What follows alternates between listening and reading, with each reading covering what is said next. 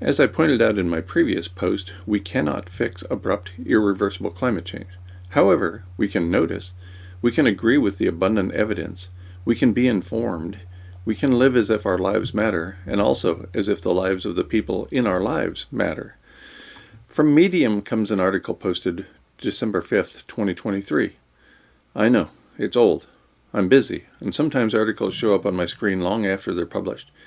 The article in Medium is titled, How to Get People to Finally Pay Attention to Climate Change.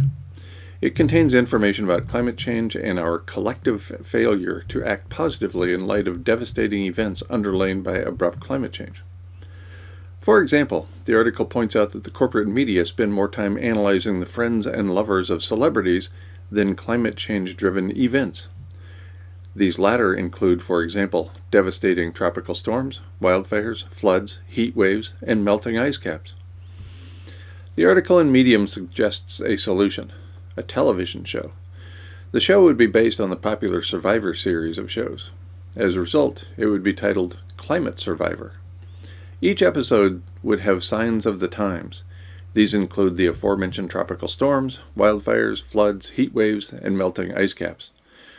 After a few paragraphs describing Climate Survivor, the author, whose pen name is Climate Survivor, decides the name and the context of the show are too mundane.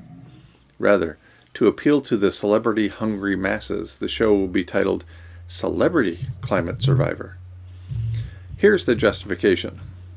The author, quote, would literally pay good money to watch Elon Musk, Jeff Bezos, Mark Zuckerberg, or any member of the Sackler family struggle to survive a wildfire or hurricane, end quote.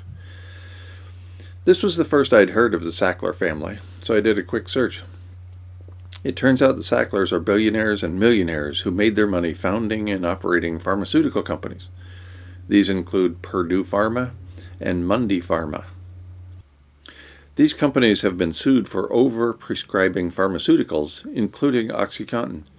Purdue Pharma has been criticized for its role in the opioid epidemic in the U.S., and the Sackler family has been described as the evilest family in America. That's impressive, considering the competition for this dishonor. The Sackler family has been profiled in various outlets, including a book, HBO, a documentary film, and a miniseries. These profiles tend to focus on the negative aspects of the Sackler family. Back to the article in Medium, where we find the author describing his new show, Celebrity Climate Survivor. Once the billionaire is selected for the current episode, he or she cannot use their monetary wealth or any of their abundant connections to help themselves. After all, the writer claims that real climate survivors have little or no influence. This show must follow the same pattern.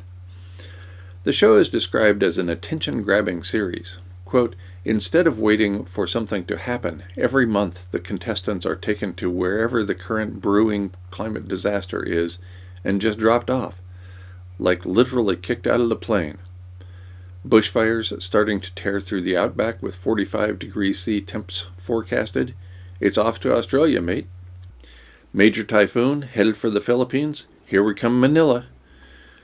Medicane stalled over Greece dumping meters of rain. Time to visit the Parthenon. Contestants are given nothing to survive with, just like most real-life climate survivors.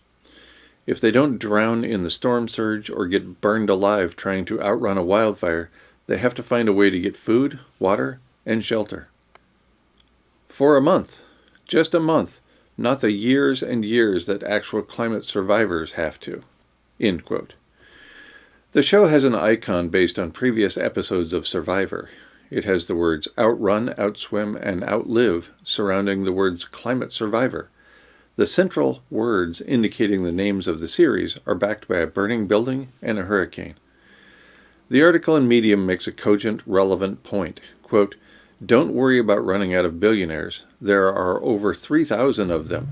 This show can run forever, or at least until society collapses. End quote.